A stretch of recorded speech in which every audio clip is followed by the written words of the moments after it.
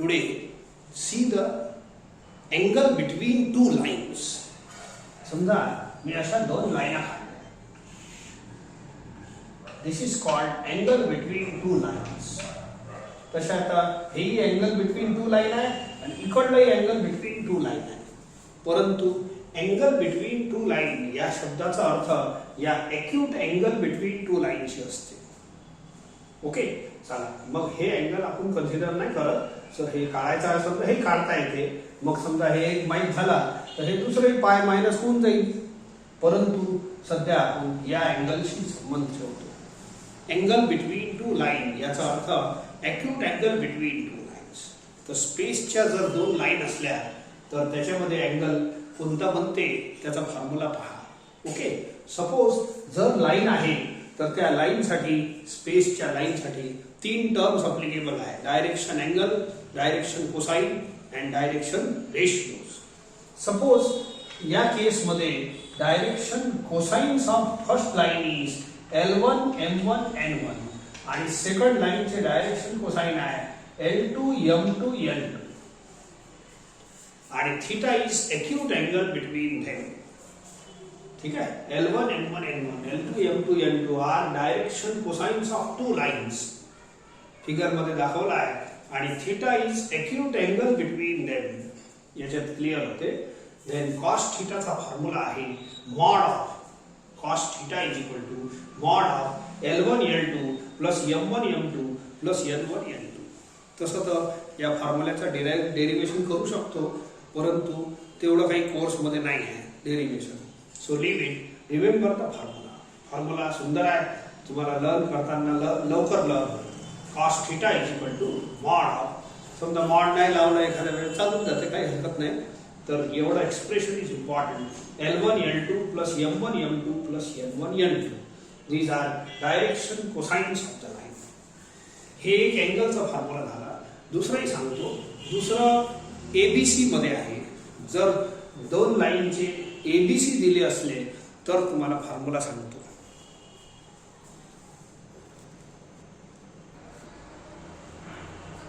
See the second formula. आता अशाच टाईपचा अँगल तो असंच बनणार आहे, दुसरं काही नाही. Suppose these are two lines आणि theta is angle between two them. Okay, पहिल्या लाईनचे direction ratio A B C आहे, A1 B1 C1 आणि दुसऱ्या लाईनचे direction ratio A2 B2 C2. या वेळेला एबीसी दिले आहे. If A1 B1 C1 A2 B2 C2 are direction ratios of two lines and theta is acute angle between them, then cos theta चा formula आहे mod of A1 A2 plus B1 B2 plus C1 C2 upon under root of A1 square plus B1 square plus C1 square into under root of A2 square plus B2 square plus C2 square. So एकदम मस्त formula आहे. So दोन्ही फॉर्म्युले theta देते तुम्हाला, पण वेगवेगळ्या situation मध्ये this is in terms of direction cosine आणि this is in terms of direction ratios. या फॉर्म्युल्यावर बेस्ड आता याची परपेंडिक्युलर आणि पॅरललची कंडिशन्स आहे. Look now. This condition for perpendicular lines. Perpendicular म्हटल्यानंतर अँगल थीटा 90 बनते. So what I will do, या दोन्ही फॉर्म्युल्यामध्ये दोन्हीचे टर्मिनॉलॉजी अलग अलग आहे, पण फॉर्म्युला अँगलचाच होतो. Okay, so it is angle between two lines. Suppose this is 90, तर हे cos 90 बनते. cos 90 0. मग हे जे एक्सप्रेशन आहे हे 0 बनते. 0 मध्ये मॉडची व्हॅल्यू नसते. सो काय बनते पहा. So L1 L2 plus M1 M2 plus N1 N2 is equal to 0. Cos 90 0. So this expression is equal to 0 बनते. So this is condition for two perpendicular lines. जर हे दोन्ही लाईन परपेंडिक्युलर असल्या तर यांचं हे जे प्रॉडक्ट आहे ते 0 बनते. मी फक्त थोडक्यातच लिहितो. Two lines are perpendicular if and only first condition or second condition. आता याच्यात थीटा 90 पुट करा. हे एबीसी मध्ये फॉर्म्युला आहे. ठीक आहे. पुट थिटा इक्वल टू 90, तर 90 cos 90 0 करून घ्या. हे 0 बनलं की हे दोन्ही इकडे क्रॉस मल्टिप्लाय करा. या दोन्ही रूटले तर इकडे हाकला इकडे. So cross multiply 0 into this both roots are 0. मग किती राहिलं फक्त हे वरचं इज इक्वल टू 0. मॉडची व्हॅल्यू 0 मध्ये नसते तर मी एवढंच लिहितो a1 a2 plus b1 b2 plus c1 c2 is equal to 0. इथं 90 पुट करून जर सोडवलं याला क्रॉस केलं तर फक्त एवढं राहते this expression is equal to 0. So this is condition of again perpendicular lines. ठीक आहे. आता हे तर फॉर्म्युले अँगलचे होतेच, परंतु या अँगल वरून आपल्याला काही खूप सारा डेरिव्हेशन नाही आहे. Okay. So look here. So हे आपले फॉर्म्युले. जर L1 M1 N1 आता स्पष्टीकरण सगळं लिहिलं आहे आपण. Okay. So these are two formulae for perpendicular lines.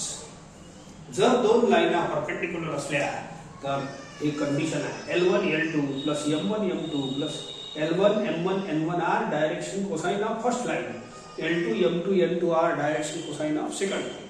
तसंच A1 B1 C1 are direction cosine of one line and perpendicular लाईनचे डायरेक्शन कोसाइन दुसऱ्या वाल्या A2 B2 C2. तर सिमिलर रिलेशन आहे, सिमेट्रिक रिलेशन आहे. दोन्ही सारखेच आहे. सो जर हे 0 असतील तर दोन्ही लाईना कशा राहील? परपेंडिक्युलर. हे जर 0 असतील तर हे दोन्ही लाईना परपेंडिक्युलर. ओके. तसंच पॅरललची कंडिशन आहे, तर पॅरललचा लिहून देतो तुम्हाला. So second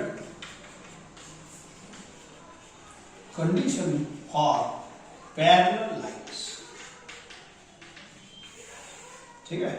Two lines are parallel. Two lines are parallel if and only if first.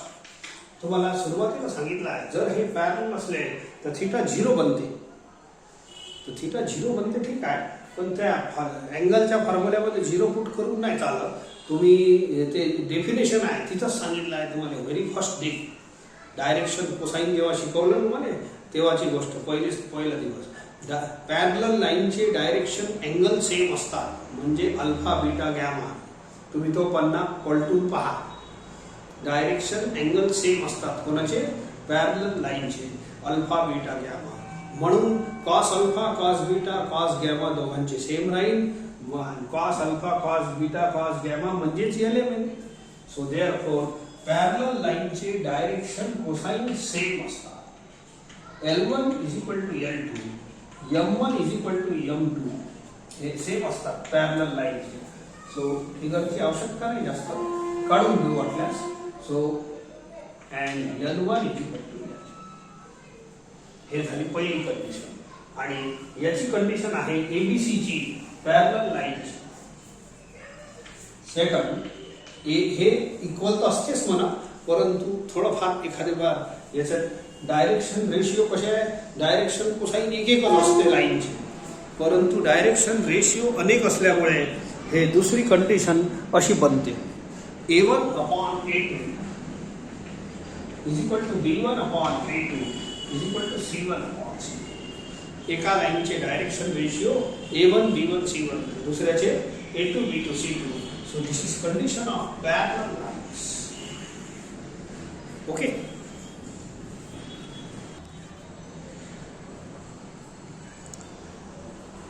पहा फिगर समजा काढायचा तर काही फिगर मध्ये दम नाही आहे. L1 M1 N1 are direction cosine of first line, A1 B1 C1 are direction ratio of first line, L2 M2 N2 are direction ratio of second line, A2 B2 C2 are direction ratio of second line. तशाच terminology parallel line साठी वापरली आहे. ठीक आहे. हे दोन्ही term first line साठी आहे, हे दोन्ही टर्म सेकंड लाईन साठी आहे. Then two lines are parallel. Direction cosine तर परफेक्टली सेम असतातच, परंतु डायरेक्शन रेशिओ मध्ये ते अनेक एक लाईनचे अनेक डायरेक्शन रेशिओ असतात, म्हणून हे रिलेशन ट्रू बनते पॅरलल लाईन. नाही तर अनेक नसल्या असत्या तर एक असंच राहिलं असतं रिलेशन. पण सध्या तुम्हाला हे वापरायचं आहे. जर A1 upon A2 is equal to B1 upon B2 is equal to C1 upon C2 असतील then the two lines are parallel. आता छोटे मोठे प्रॉब्लेम घेऊन टाकू आणि या चॅप्टरला आज आपण विराम देऊ.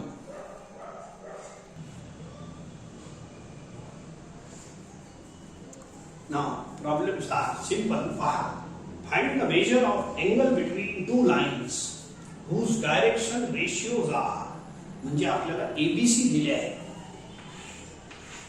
आपल्याला अँगल काढायचा आहे आणि याचे A1 B1 C1 याचा A2 B2 C2 हे वाला फॉर्म्युला वापरायचा आहे because ABC are given. This is first problem, this is second problem. मी एक काम करतो, सोल्युशन फर्स्ट कमी करतोच बिलकुल. Let theta be the acute angle. Angle लिहिलं तरी चालते, एक्यूट अँगल लिहिलं तरी चालते. एक्यूट अँगल बिटवीन, ठीक आहे, given lines. Let A1 B1 C1 is equal to 1 to 1 पहिला. दुसऱ्याला घ्या A2 B2 C2 2 -3 4. ठीक आहे, असं हे पहिले लिहिलं असतं चांगलं झालं असतं. ठीक आहे, चालतं. नाव therefore we have वाला formula cos theta is equal to अँगलचा फॉर्म्युला आता शिकवला आहे तो वापरायचा आहे. mod of A1 A2 plus B1 B2 plus C1 C2 very simple formula upon under root A1 square plus B1 square plus C1 square under root A2 square plus B2 square plus C2 square. mod of करपut A1 I1 A2 I2 plus B1 B2 B1 I2 B2 आहे -3 plus C1 C2 1 into 4. Solve नंतर करतो upon A1 square हे वाला A1 square plus B1 square plus C1 square into, ठीक आहे, दिसत आहे खालचा बरोबर,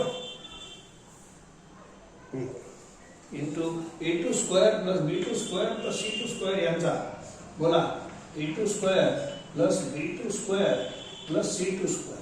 therefore cos theta is equal to, solve करा पहिले हळूहळू करा, mod of 2 - 6 plus 4 upon under root of हे होते 4 plus 1 plus 1 6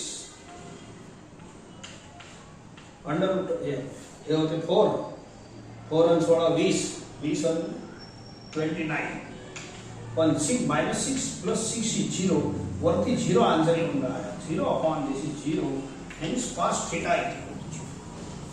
The angle between these two lines, या दोन लाइन मध्ये अँगल किती आला, therefore theta is equal to, या cos ने इकडे हकलून द्या, cos inverse 0.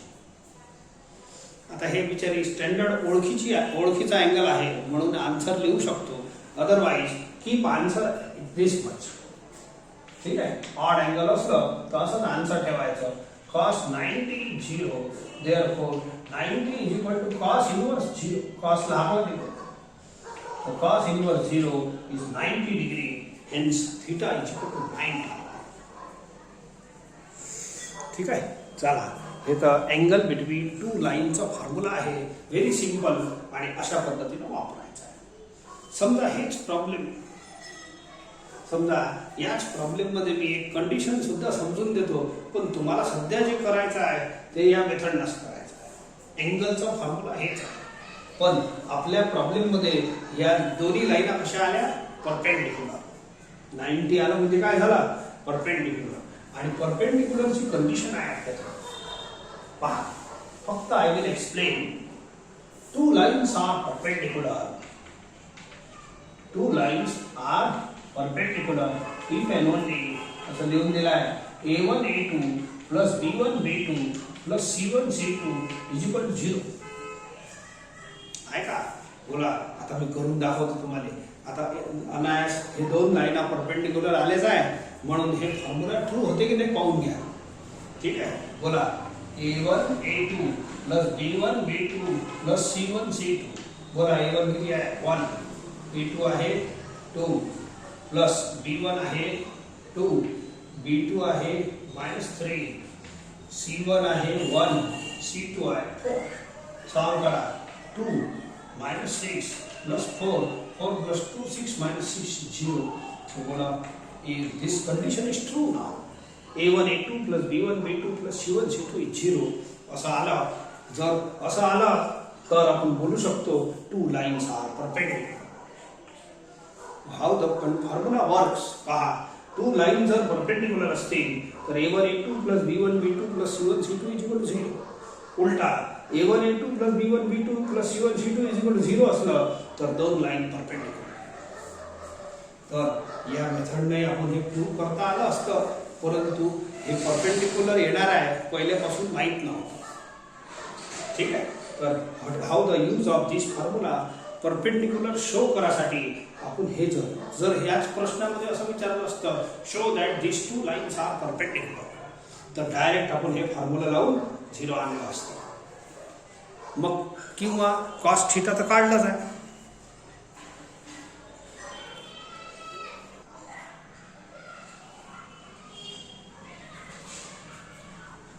Take the next question.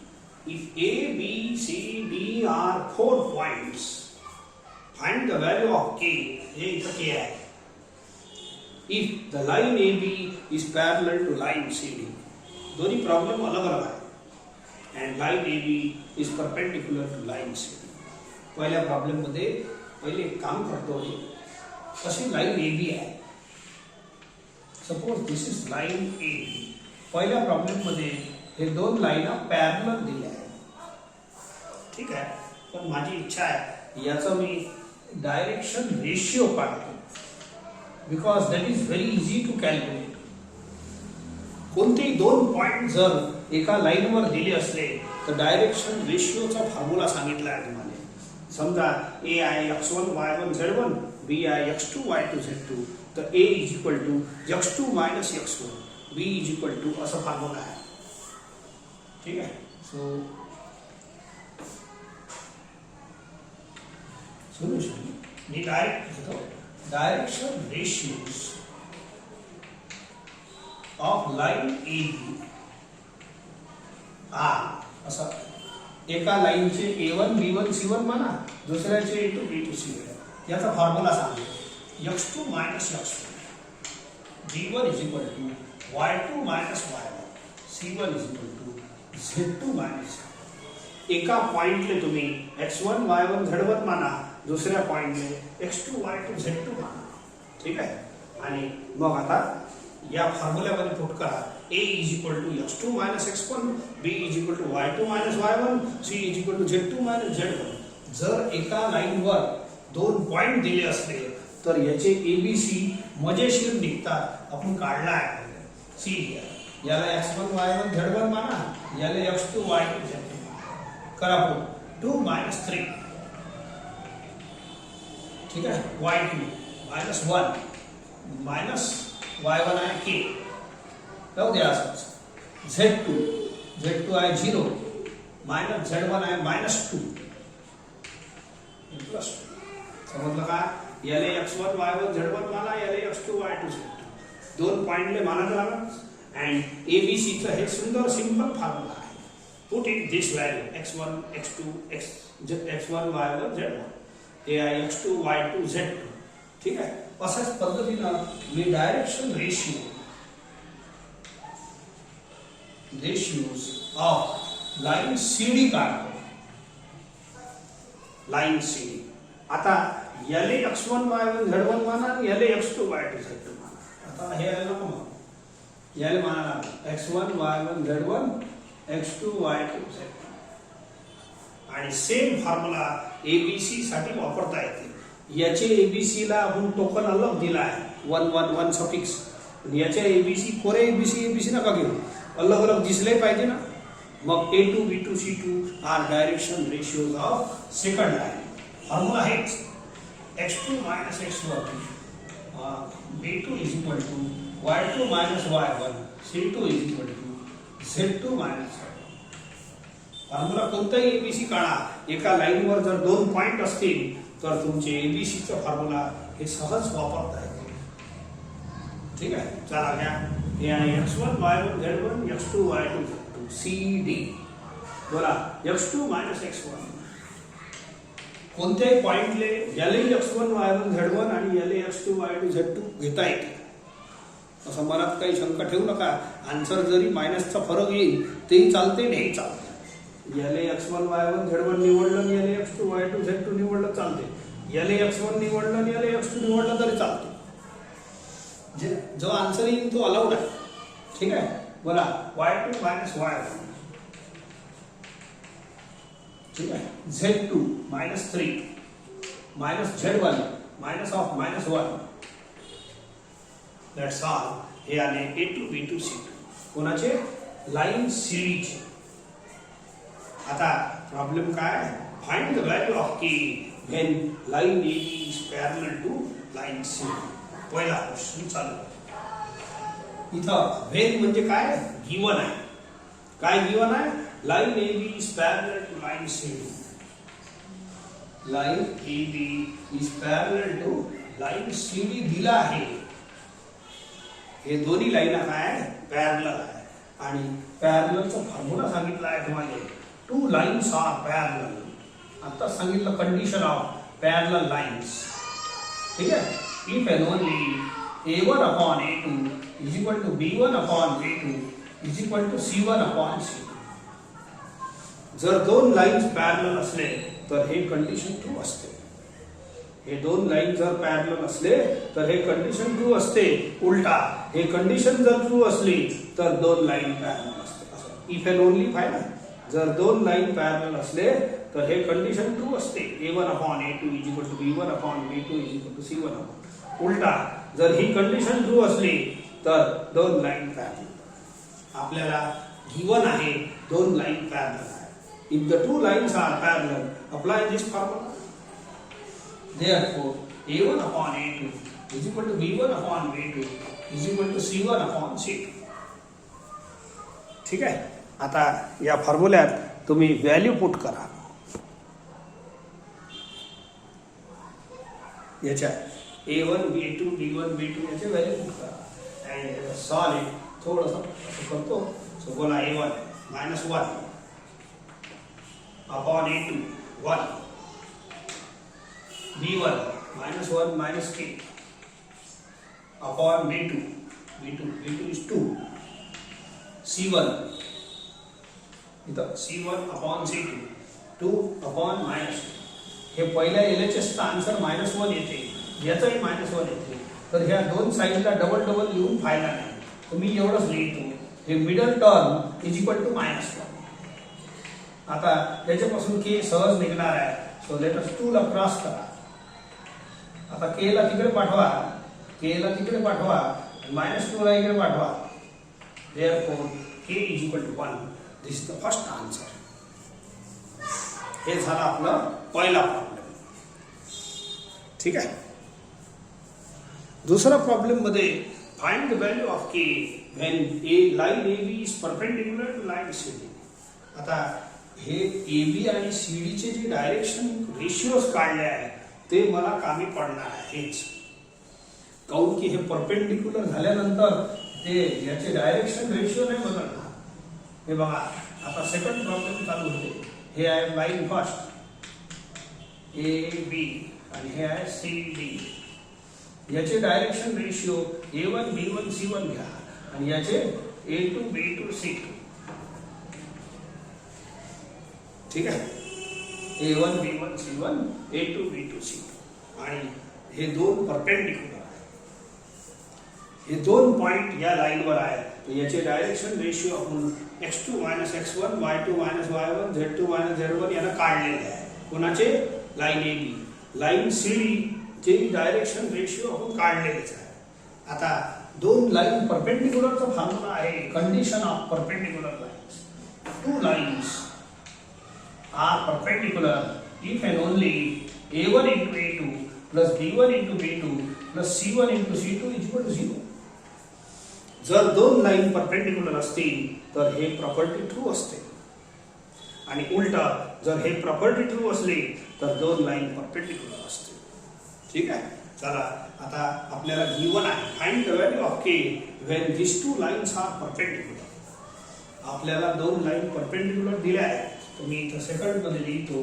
Since line AB is perpendicular to line CD. ठीक आहे. First line is perpendicular to second दिला आहे.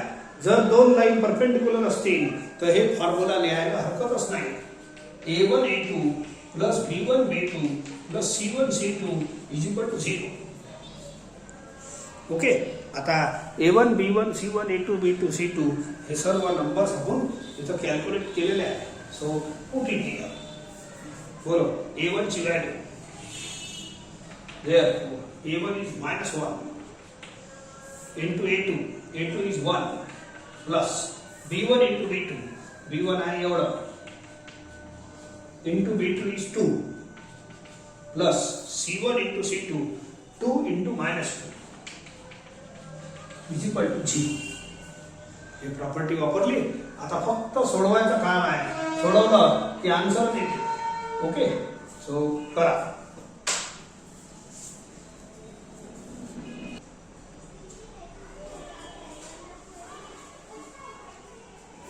फक्त सोडवणं बाकी आहे. 2 शी मल्टिप्लाय करा. -2 k आणि हे आहे -4 इज इक्वल टू 0. तर k एकटाच आहे विचारा. -2 k तुम्ही एक काम करा. -2 k तिकडे हाकलून द्या. 2 k बाकी इकडे राहू द्या. -4 -a हे होते -7. therefore k is equal to -7/2.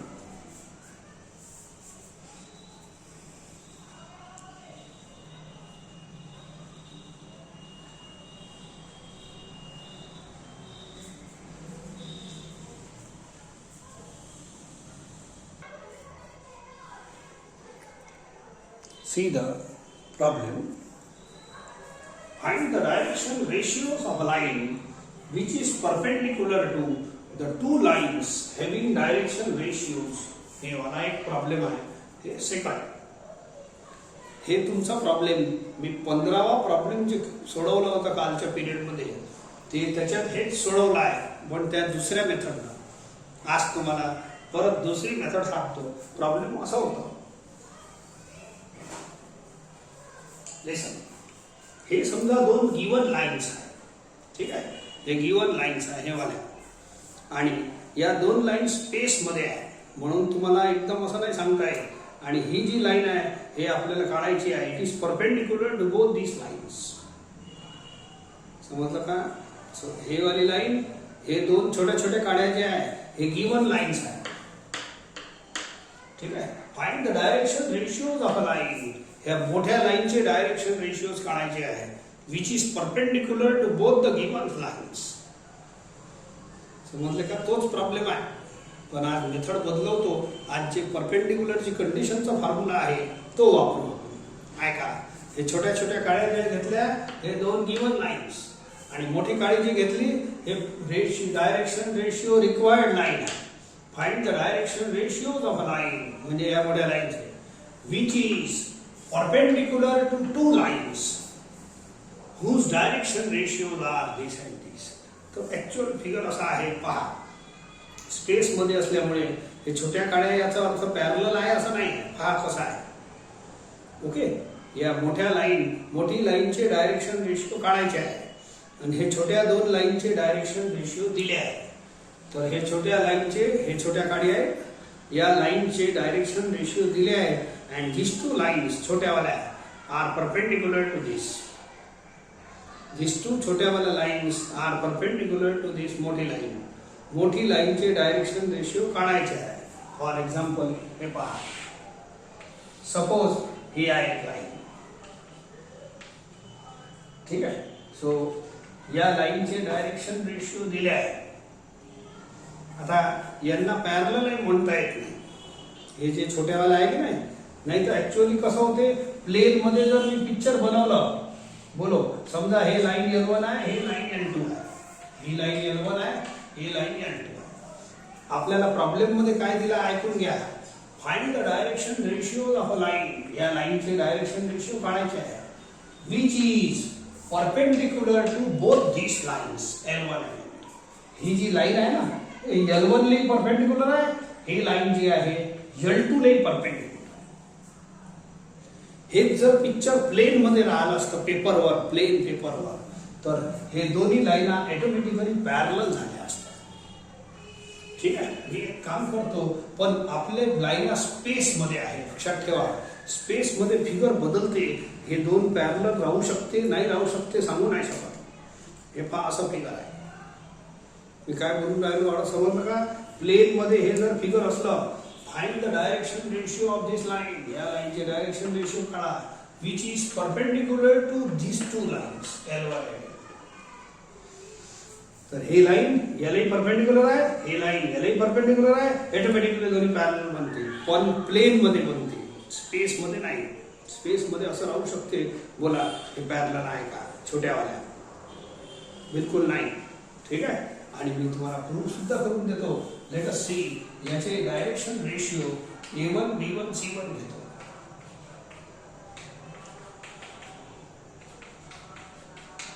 आणि याचे दुसरे वाले आहे ना A2 B2 C2. A1 L1 L2. B the direction ratios.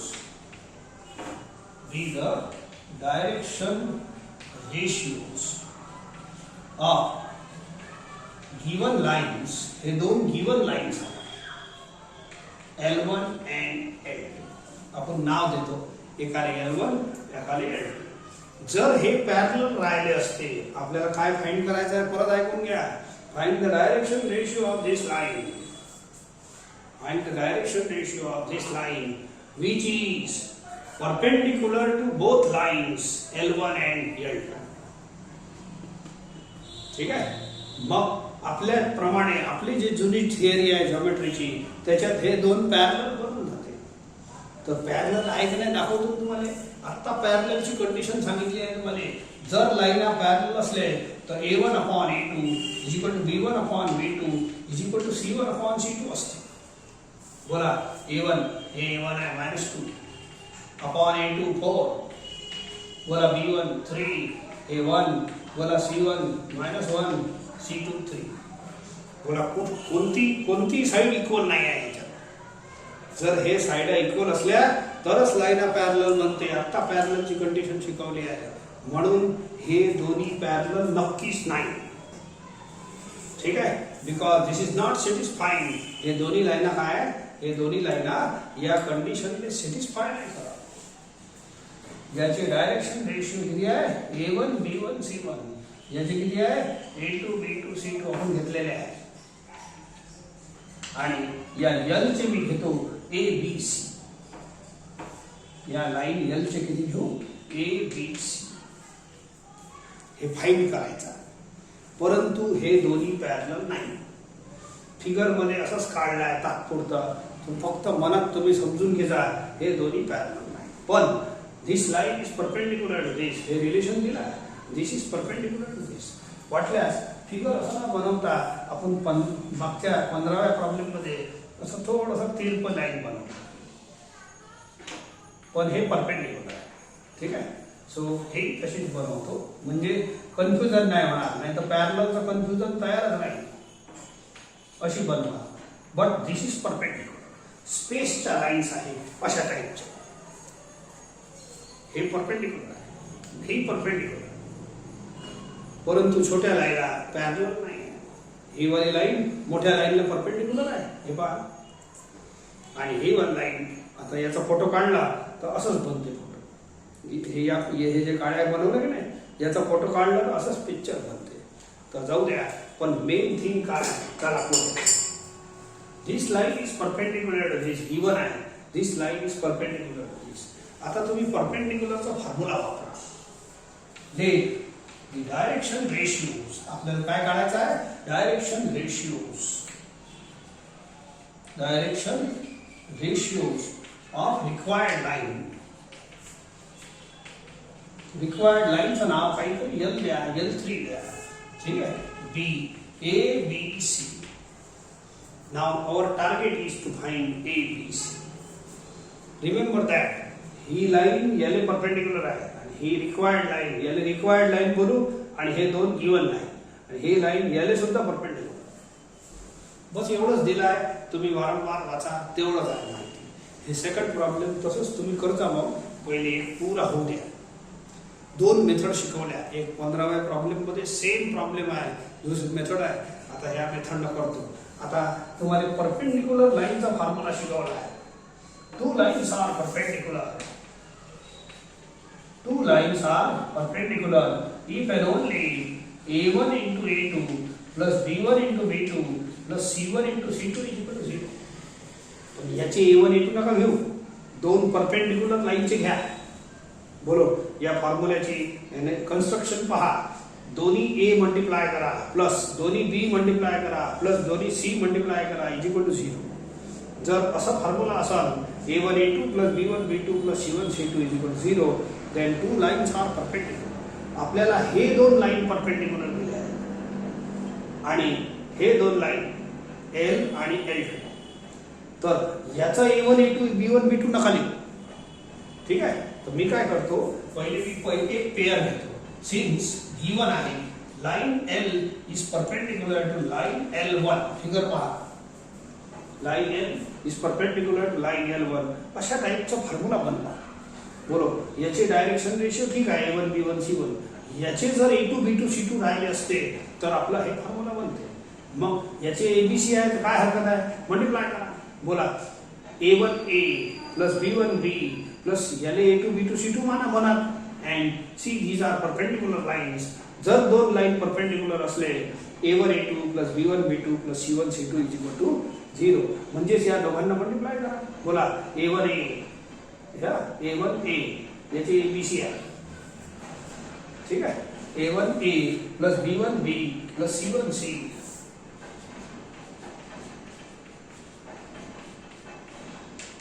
म्हटलं का तुम्हाला a a मल्टिप्लाय करा b b मल्टिप्लाय कोणाचे, परपेंडिक्युलर लाईनचे. c c करा इज इक्वल टू 0. ठीक आहे. सो नाव याच्यात मला फक्त a1 b1 c1 च्या व्हॅल्यू माहित आहे.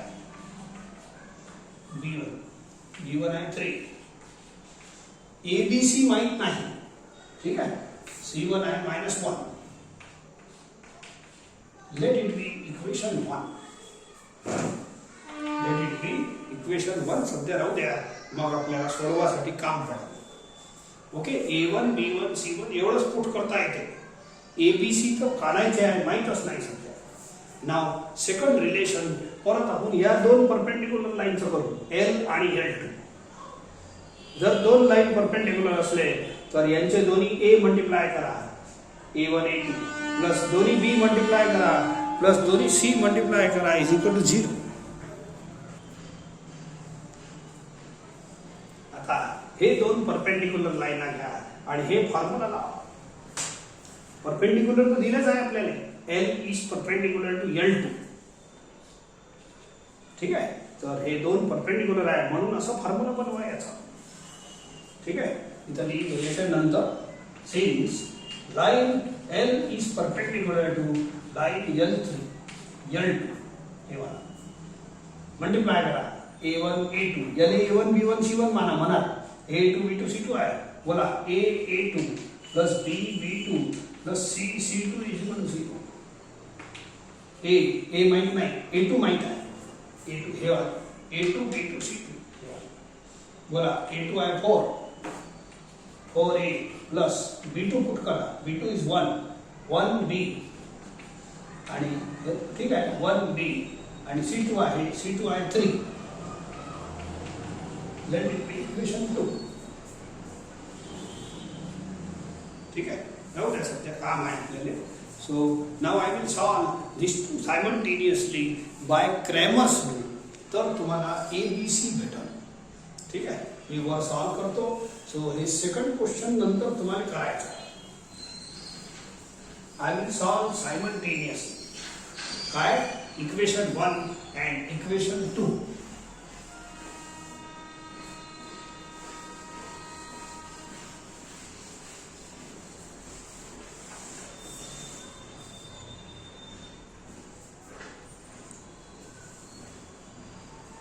लिसन, 10वीत जे क्रॅमर्स रूल तुम्ही शिकले त्याचा वापर करायचा आहे. Therefore by Cramer's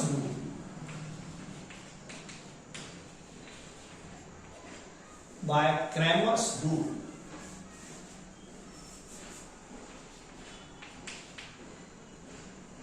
double m पाहिजे नाही. ठीक आहे, लिसन, त्या रूल प्रमाणे तुम्हाला सिस्टीम सांगून देतो, रूल तुम्हाला माहीत आहे किंवा 10वीत 11वीत दोन्ही झाला आहे. 2/2 डिटर्मिनंट जे होते त्याचा ग्रॅमर्स रूल 10वीत झाला आहे. 3/3 डिटर्मिनंटचा 11वीत झाला आहे. लुक हिअर असं लिहायचं grammars rules A upon B upon C upon I का. थोडंसं आपण काय करू, ABC असं रोटेट करायचं. बोला A लिहिला आहे नाही, आता A नंतर B येते, तर B चा कॉलम मांडतो मी 3 आणि 1, त्याचे कोएफिशियंट लिहायचे. A नंतर B, A वर लिहिलं तर 3 1. सिस्टीम समजून घ्या, इट इज परफेक्टली ग्रॅमर्स रूल. मग दुसरा B नंतर येते C, मग C चा कॉलम लिहा -1 3. समजले का.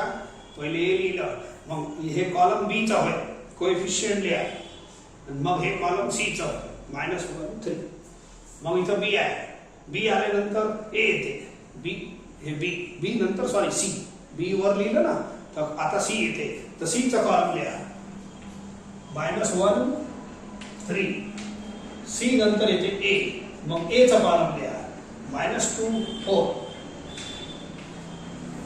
ठीक आहे, उलट सीधा नाही लिहायचं, पहिले इक्वेशन आहे मग 2. वर B लिहिलं ना, B नंतर पहिला कॉलम C चा, C चे कोएफिशियंट, C नंतर A चा, A चे कोएफिशियंट. ठीक आहे, वरती C लिहिलं आहे, तर मग तसंच क्रमानं रोटेट करतो. आता C वर लिहिलं आहे, C नंतर A चा कॉलम -2 4 आणि नंतर B चा कॉलम 3 1. ठीक आहे, आणि आता सोडवतो. सो या रोटेशन मध्ये तुम्ही हे क्रॅमर्स रूल लवकर इथं जसं पाहिजे आपल्याला त्या फॉर्म मध्ये मी हे क्रॅमर्स रूल सांगितलं. A अपॉन, आता हे 2/2 वाला डिटर्मिनंट आहे, सोडून घ्या. 9 + 1 10. B अपॉन हे होते -4. ठीक आहे, -4 आणि -+6. C अपॉन म्हटलं एक स्टेप जास्त लिहा, 9 + 1.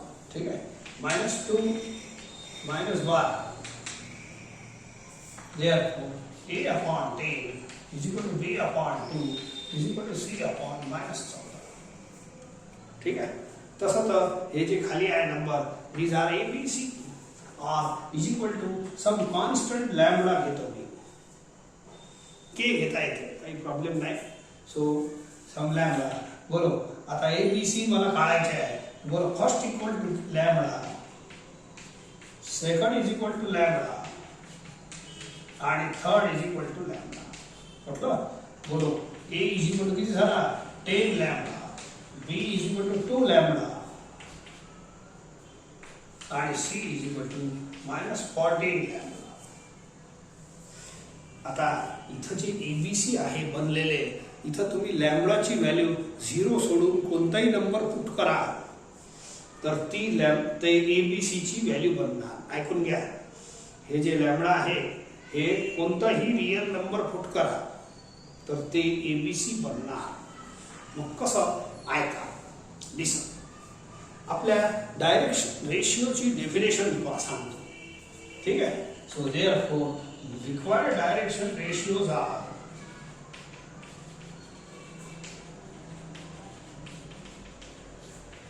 हे माझा ABC चा आन्सर आला A B C, पण अधुरा आला तर मी पुरा करतो. तुम्ही इथं माझं काय म्हणणं आहे ऐकून घ्या. इथं लॅम्बडाची कोणतीही व्हॅल्यू पुट करू शकता. 1 करता येते, 2 करता येते, 3 करता येते, 4 करता येते. तर मी साधा 0 नका करू, फक्त काउंट करता येते तेही सांगतो. ठीक आहे, put lambda is equal to 1, A is equal to 10 आला. Put lambda is equal to 1, B is equal to 2 आला. अलग अलग नाही, एकच लॅम्बडा पुट करा तिन्हीमध्ये. एक तर 1 करा, नाही तर 2 करा, नाही तर 10 करा, नाही तर -1 करा. 0 सोडून बोला 1 केलं तर -14 include. So these are answers of ABC. सर्वात सिंपल 1च असते म्हणून मी 1 ना आन्सर काढलेला आहे.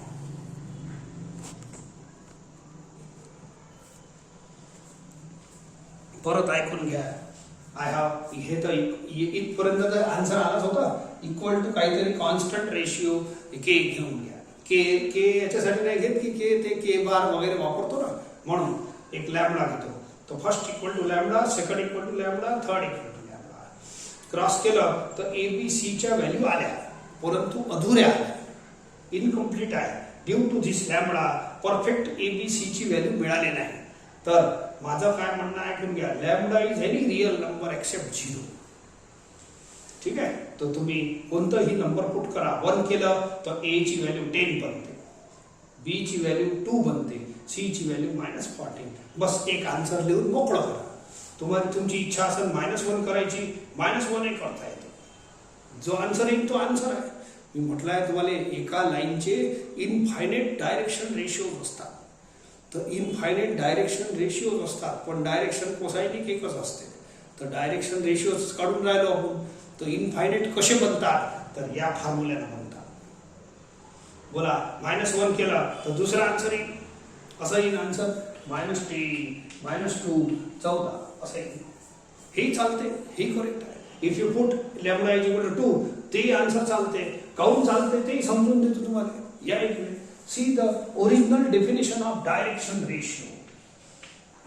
A/L is equal to B/M is equal to C/M. ही डेफिनेशन आहे डायरेक्शन रेशिओची. पहिला पान पाहायचा डेफिनेशनचा.